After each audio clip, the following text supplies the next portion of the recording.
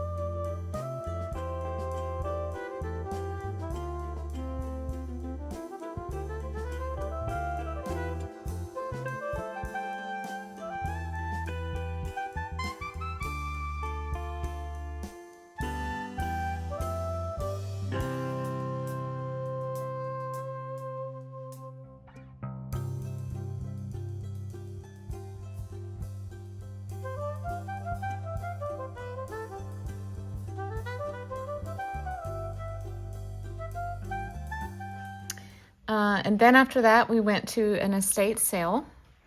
And then on Saturday morning, we went to a early morning community yard sale and then a neighborhood yard sale. And then I also dropped by my favorite thrift store. And last but not least, we went to a spring festival that had crafts and artisans and things like that. So I'll show you what I purchased there.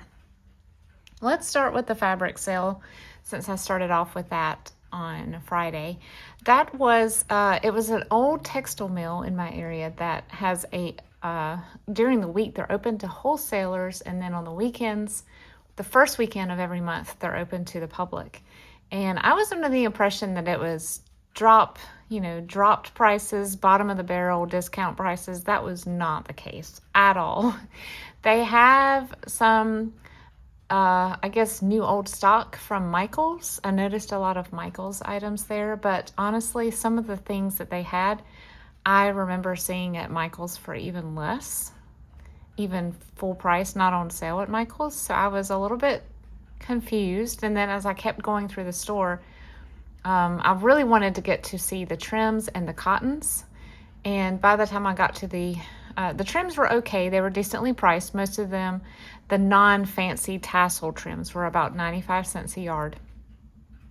The tassel trims were anywhere from $4 to $15 a yard, but I don't need any of that. That's more for upholstery and curtains and things. By the time I got to the cotton, I realized, yeah, this is not a place for junk journalers to shop. This is a place for people probably with their own home interior businesses, seamstresses and things like that. There were many fabric rolls or bolts, I guess I should say, like factory size bolts. And those prices were all fairly high, I thought. But the cottons for quilting started at $8 and went up from there per yard. And I just thought that was a little silly. So I didn't buy any material at all.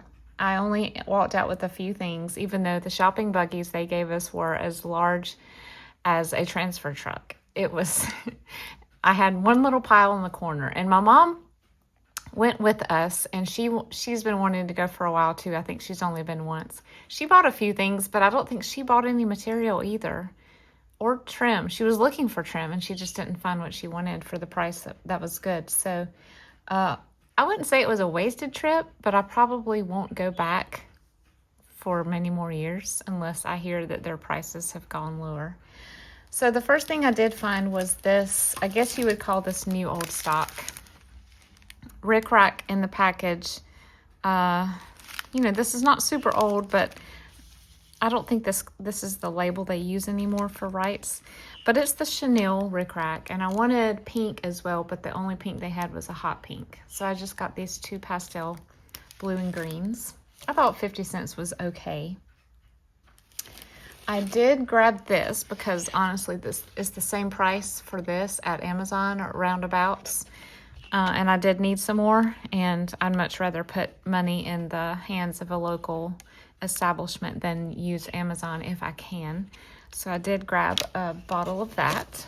And the last thing I got, I told y'all it was hardly anything, was this trim. And the only reason I got this was it was the only pom-pom trim they had in the store, surprisingly. And I had just never seen this color combo. It kind of reminds me of lemonade. So I just thought it screamed summer.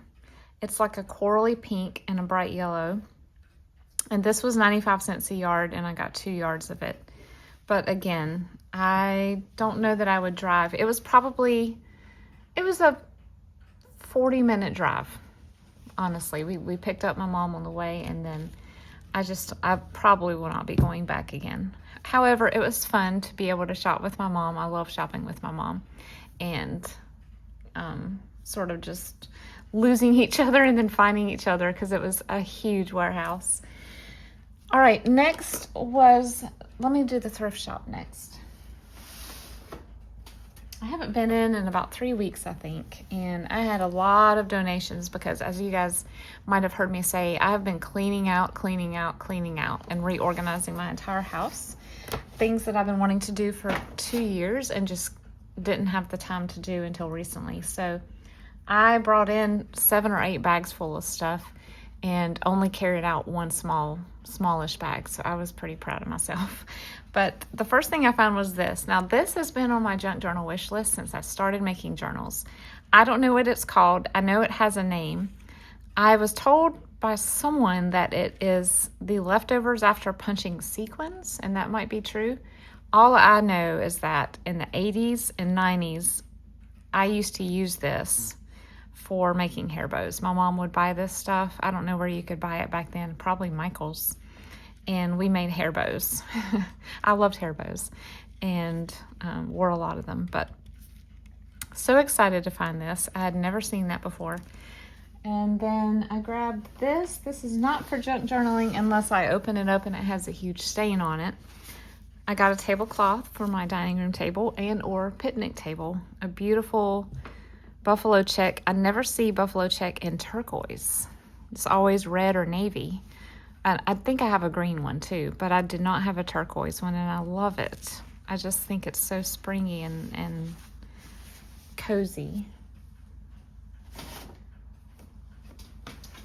I grabbed this yarn. There's always a lot of yarn at this thrift shop. I think that a lot of the ladies who donate there are big knitters. But this is very wispy, light spring colors, a little bit of gray, but mostly, you know, light yellow, light green with a little bit of pink, or is that lavender, woven throughout. And though it's a little too fine for tassels, for tags you could double up or triple the strands. But what I really like to use this for is gathering in like a messy rat's nest and using it in clusters. So you could sew something down on top of it and put something underneath, and it adds visual interest and texture to your clusters. I would never use this much, but it was 25 cents, so I could not get it. Let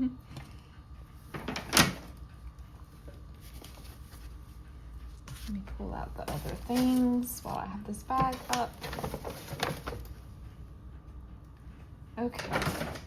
I have 2 Easter cards. These are not vintage, but they looked vintage to me. That little image was just so cute. Little bunny. that's hiding in a cabbage. And I had two channel viewers reach out to me and ask if I would please make 2 more spring journals, and they would like to purchase them spring and or Easter. So I am working on those now, and when I saw these, I was like, well, this is perfect. I wanted another bunny themed card to go in each of them, and I found these. So at this thrift store, all of their greeting cards are 10 cents each. So that was not bad at all.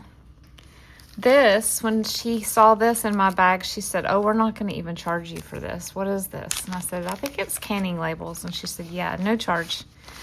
So these are not just canning labels. These are vintage current canning labels from 1980. And I think I had some similar to this at one time, but I didn't have very many. I love the little sweet pea blossoms. I love sweet peas. I love the little tendrils that they grow. And then we have raspberries and peppers, cherries and tomatoes. Look, that looks like a strawberry blossom right there. And a few cayenne peppers with some kind of berry. Super sweet though. And I will gladly take it if it's free. I couldn't believe that. I found 2 books. This was something very interesting. Normally, I don't really buy many more flower books. I don't need any more. But this caught my eye because it was published in the UK. And though there's not a lot of illustrations of roses, there's one. It's mostly flowers. Of course it is. It's mostly photographs. But I just love the way the pages are set up. I like the colored borders. I like you could cut these apart and use them as a tag or a belly band, or you could just use the whole page folded in a journal. That page would be lovely. And you could put something on here to journal on top of and have these showing on the side. There's an illustration right there. But see how there's color coding? So the pages have different borders as you go along. Different varieties of roses, I guess. Peachy colored, here's some blue. And then you've got these. I don't know why I like these types of illustrations that are just thick black lines with coloring in it. I don't know why. I just think that's so pretty. And then here are some illustrations on how to grow and maintain roses. And I thought they were nice also. I grabbed one more book. It says, I had trouble reading it in the store, so Talk with Your Hands.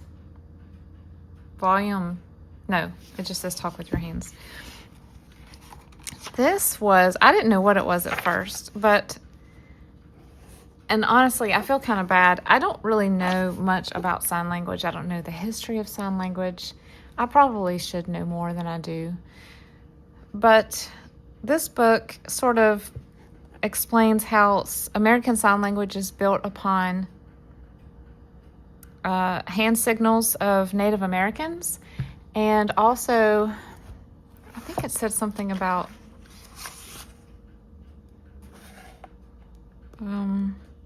France. Evidently, the methods we used to develop ASL came from methods already used in France. So that was kind of cool. I didn't know this. This is self-published by the author in 1964. But look, the entire book is this. It's images of hand and, other motions with red arrows showing movement. And I just think I've never come across anything like this. I love the way the face is drawn. It's very 60s. And I was like, when am I going to find anything else like this again? Never. So, and then inside here, this is who the book belonged to, evidently. He was a vocab rehab service for the State Department of Education in Alabama. And then on the back, it has a little alphabet. So this is his business card, and it was just tucked in here. So very unique find, I thought. Alrighty, that was the thrift store haul. Yes. Now we'll move to the estate sale. So I need to give a little bit of background info real quick if you're interested in history.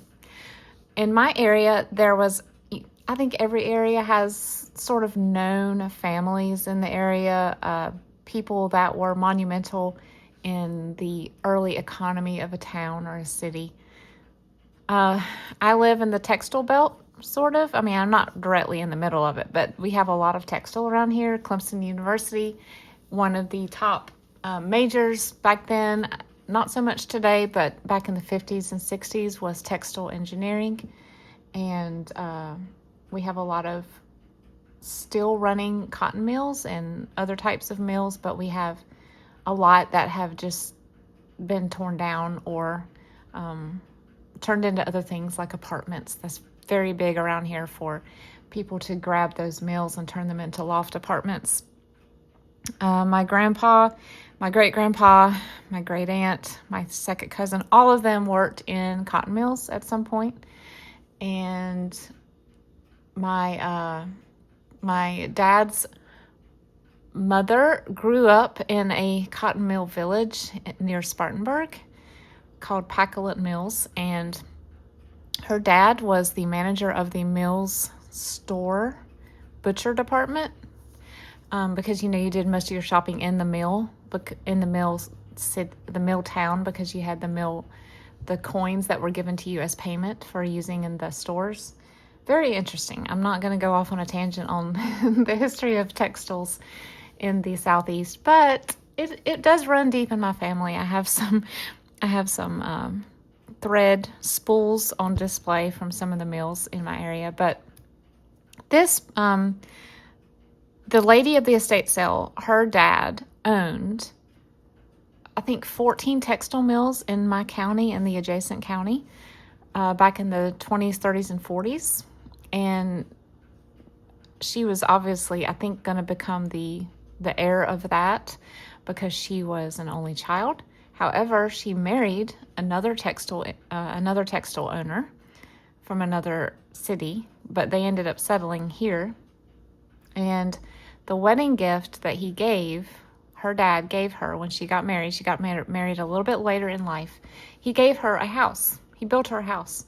And it was a pretty famous house. It was called the Sally Abney Rose House. You can look it up. I think it's on Wikipedia now. It has recently been torn down for development use. It's really sad. We had a lot of people that were trying to preserve it, though it's not a historical marker. It was built in the 60s. It was recreated to be like a home that would have been built in the late 1800s. You can see pictures of it. The museum in a neighboring city called Anderson has a full-scale replica of her house down to the detail of every furnishing that was in it. She helped oversee the creation of this dollhouse, and it is on display at the museum. So if you're ever in this area, I suggest you go by there and see it. The museum also has pictures of what the house looked like in its heyday. It was very lavish. She was a huge entertainer. She traveled extensively to Europe and places like that. She went to New York a lot. I think her husband's business took her to New York a lot. She shopped at Tiffany & Company. She brought home treasures. She had lots of very famous portraits of famous people in South Carolina history hanging in her house. All of that got auctioned off when she passed away about 20 years ago, but a few things, I guess, just filtered through and ended up in this warehouse, and that's where the estate sale was. So it is sort of a family that has lots of urban legends tied to it. Very interesting. I don't know what it is about, I guess, Southern girls, including me, Southern women. We get fascinated by history of families. It's just interesting. It's almost like royalty or the Kennedys or something. So I wanted to be able to own just a little bit of this lady's estate, even if it was just one small thing, because I couldn't afford anything else. One thing I forgot to mention was she was an avid collector of many things, including dolls. And when I was in college, I worked at a specialty children's shop, and we sold Madame Alexander and other high dollar dolls. When we found out she was coming in to shop, we rolled out the red carpet. My boss put my friend, my coworker, and I to work. We had to pull out stock that we had in the back room. We had to clean. We had to arrange things that we knew she would like to look at. We waited on this lady hand and foot. It was quite interesting. But yeah, all that to say, very interesting past. And I was thrilled to be able to go to this estate sale. I waited till the second day because they marked things down to 25% off. And I did find a few things that were not a bad price. So let me show you what I found. I mentioned that she liked to entertain. She entertained a lot of fairly famous people, from what I understand. And most of the china was gone, but there were a few things that remained. This is chipped, but this is some, I guess this is some of her china. She had other much nicer china that was already sold when I got there. I don't know anything about this brand. I know it's American made, but I bought these to use as trinket dishes for junk journaling and also for jewelry. I like to have little things like this on my vanity and my dresser in my bathroom just to catch things that I take off. So I bought these four. They were $4 for all, and it was 25% off of that. I found this frame, and I don't know anything about the Buckler's ink, but it appears to be mother of pearl. It is extremely heavy, very nice frame. Looks very 80s based on the back of it and this font and everything. And this is the coolest thing. It rotates. I've never seen a frame that does that. So you can put different orientation of photographs in it. I bought this for my daughter because she is redoing some of the pictures in her room. I have always wanted to own something made by Waterford ever since I was about 11. I know that sounds odd, but I think Waterford crystal is so pretty, and I remember seeing the ads for it in Vogue magazine. I used to get Vogue magazines and try to draw and copy the fashions that I saw in them. And they had 3 Waterford crystal clocks, and I bought one of the small ones. Is this not so beautiful? The etching, I don't know what the shape is called, reminds me of the goblets that we got when we got married. They were not Waterford, they were Gorham. I wanted Waterford, but I knew that I didn't want to register for something that no one would pay for. So this beautiful little sunburst design. So when I got this, it was not working, of course, and we watched videos to see how to open the clock. We opened it, we got the battery info, ordered the battery, and lo and behold, it works. So very excited about this. This will go on my vanity. And I got 2 pieces of jewelry from her collection. This is just a little costume jewelry brooch, and it's beautiful. It's kind of tarnished, but I thought I would tie that on or pin that on top of a journal. And this, I think I'm going to wear this. This is a Regent. It's considered costume jewelry from the 80s or 90s, I think. It's a Regent cuckoo clock pin or pendant. So it's got a loop for a chain. Again, this was not working. It took the same battery size, so I ordered them and it works. But the face is upside down.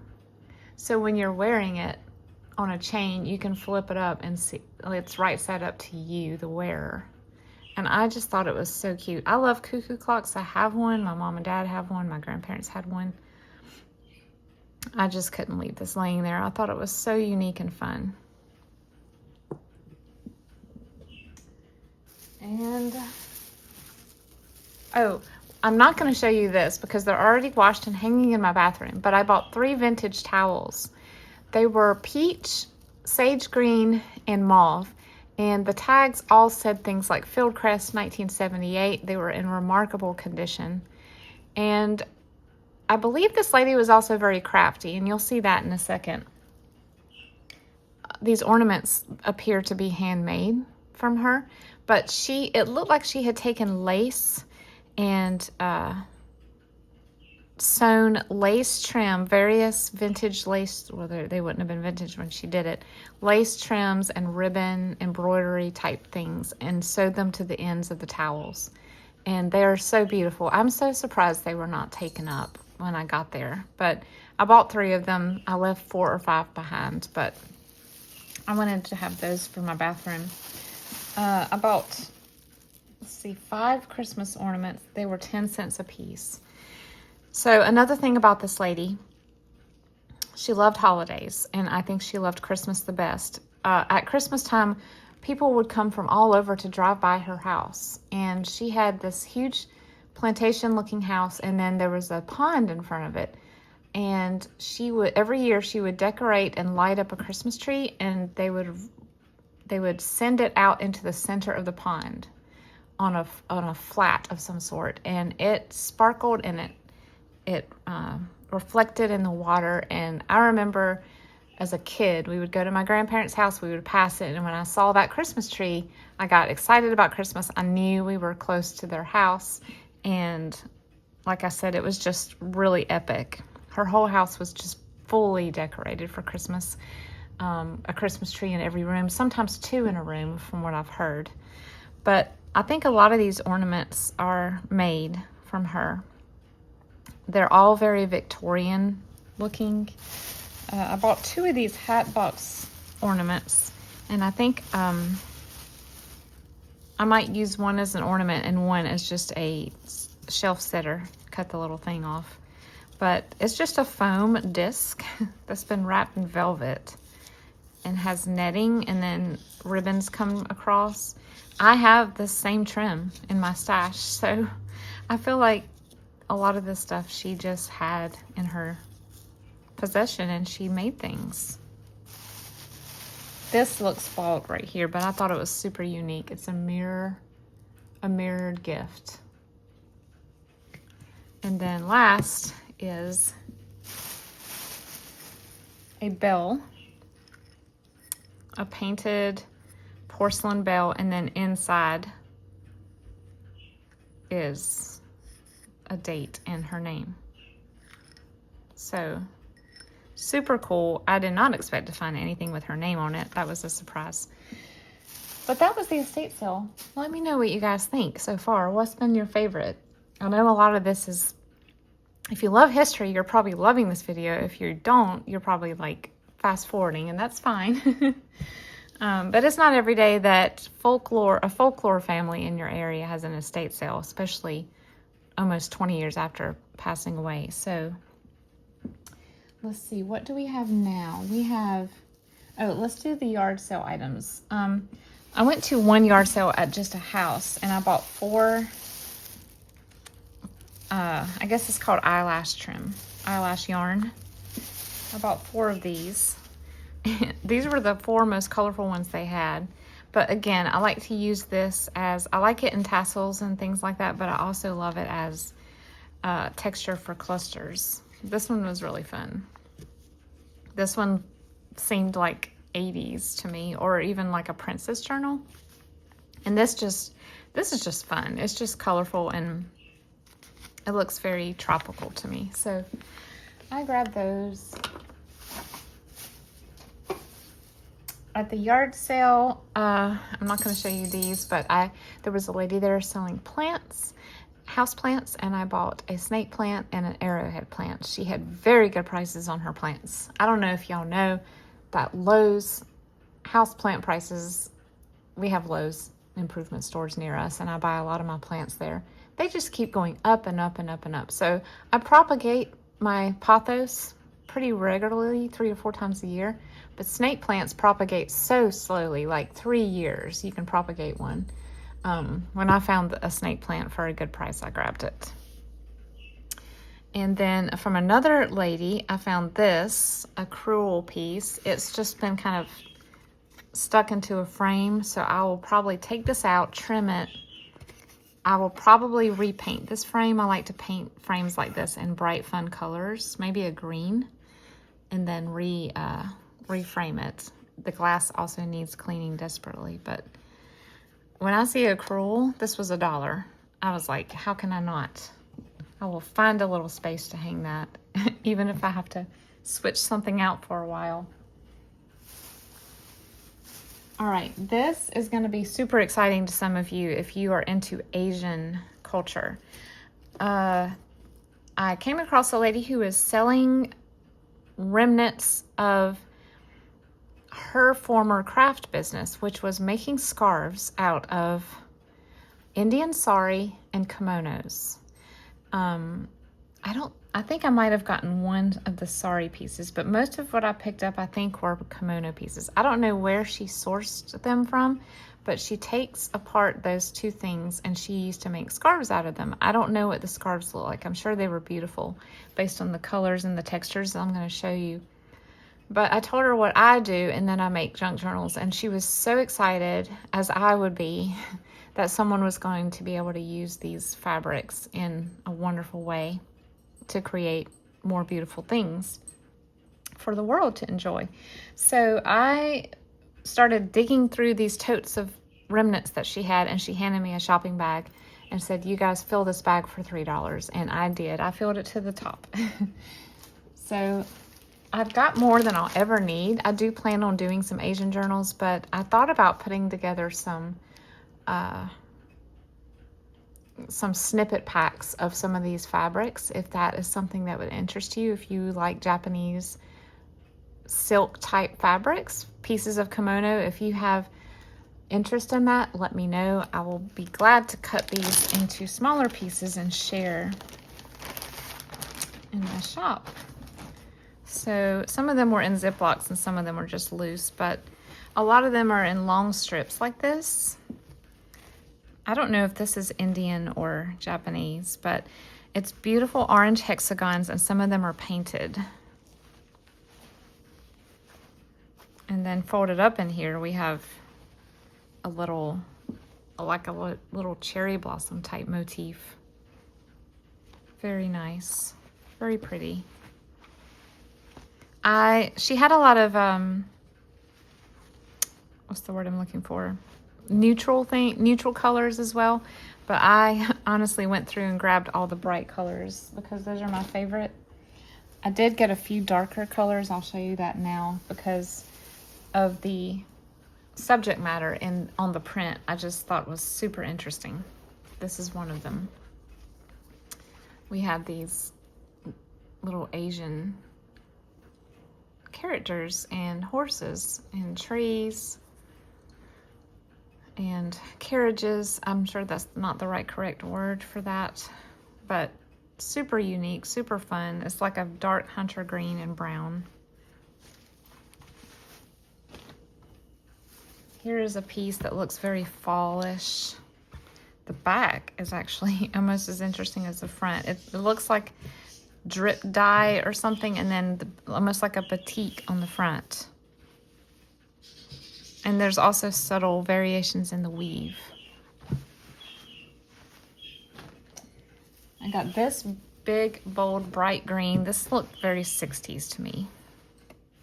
I love that.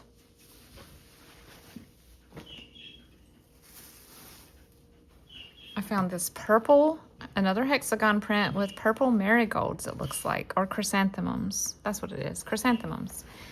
And a beautiful purplish lavender.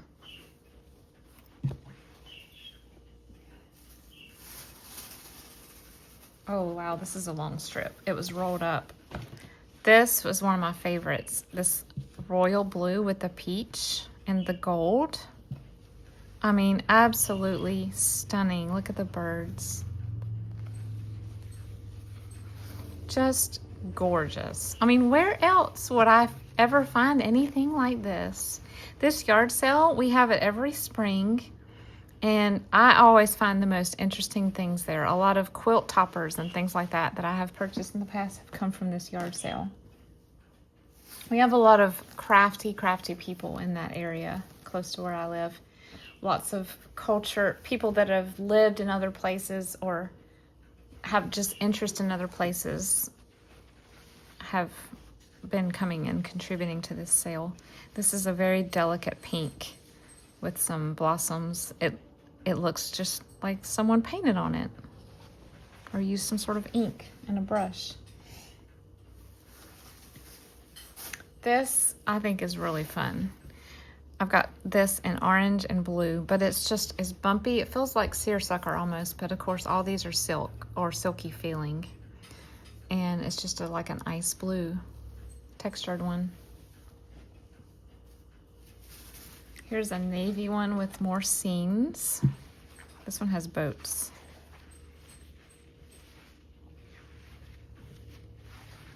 So cool.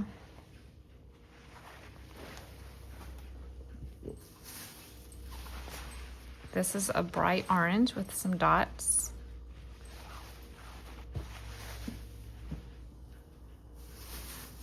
This one's really cool. This one looks watercolor to me. Or like resist painting or something.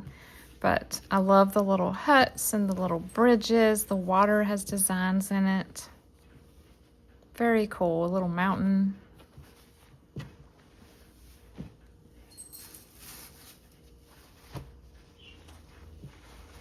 Look at this blue. Oh, it's so pretty. Oh, wow. I think I've got it turned wrong. That looks like an... I don't know what this is. That looks almost like Easter eggs, but I know that's not what it is. I don't know what that is. Like an umbrella looking thing. But then look at this. This is like a weeping willow. And here's a bridge. This is a very large print. Long bridge.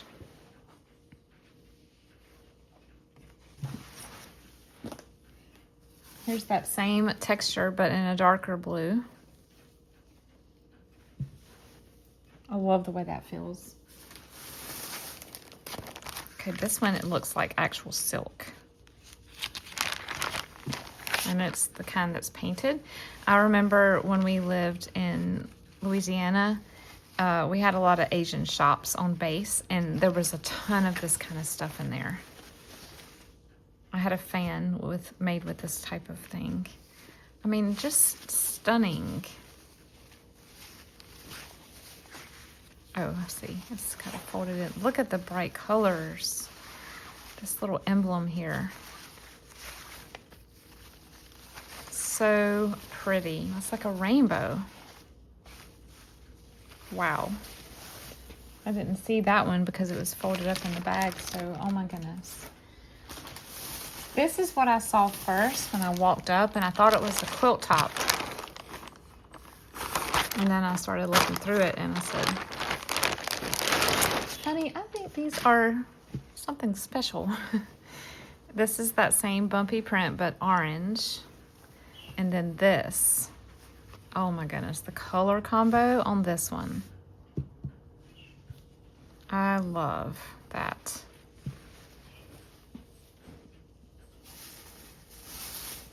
Okay, look at this. Green on green, little villages with flowers and some water.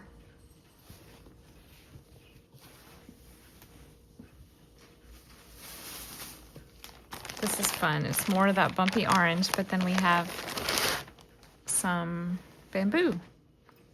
Oh, and orchids. Very cool. This looks Hawaiian to me.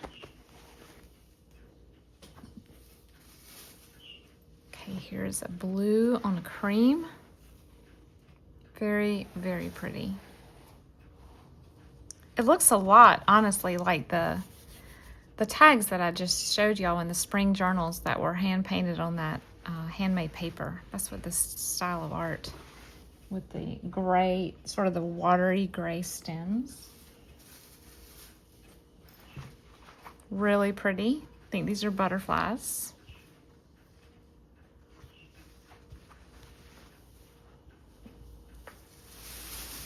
I grabbed all of the bumpy fabric that I saw just because I love it so much, and it can honestly be applicable for many different journals, not just Japanese or Asian themed. The last one is the one that I think might be Indian.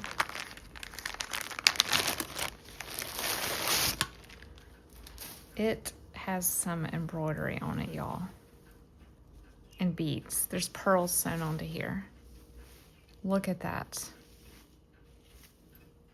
I've never really been able to find any true sari, like boho type materials, except for taking apart the shindy rugs. That's all I have in my stash, other than a few tiny little squares that I've been sent in Happy Mail. So this is very exciting to me. Just little designs here and there, and then there's a chevron on the edging. But I love this print.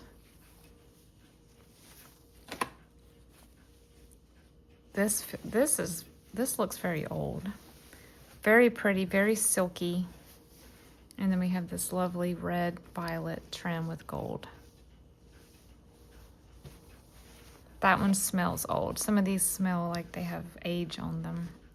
And then this blue stripe with gold trim. Ooh, it has hearts on it. Oh my word. I didn't know so much was in that little bag. So cool. All right, the last thing I wanted to show you is I got a couple of books, and I'll save my favorite surprise for the end. And then I'll show you very last what I found at the craft fair. I found 4 books. This is a Telltale, and I have no idea what condition it's in. I honestly didn't look inside. The spine is pretty messed up, but I just thought it was cute. And then this, I got this one because the little girl was red-haired. And it also looks very 80s. Let's see. 1984. Yeah, see? I mean, I don't know what color her eyes are. They look kind of hazel or brown, but I thought the pictures were cute. And when I see it, I don't know, since I have red hair, I just naturally tend to gravitate toward books I see with red-headed kids in them. So I thought these were so sweet. And then I got 2 Sesame Street books. This is a Christmas one, however, there are images in here that will work in a non-Christmas Sesame Street journal.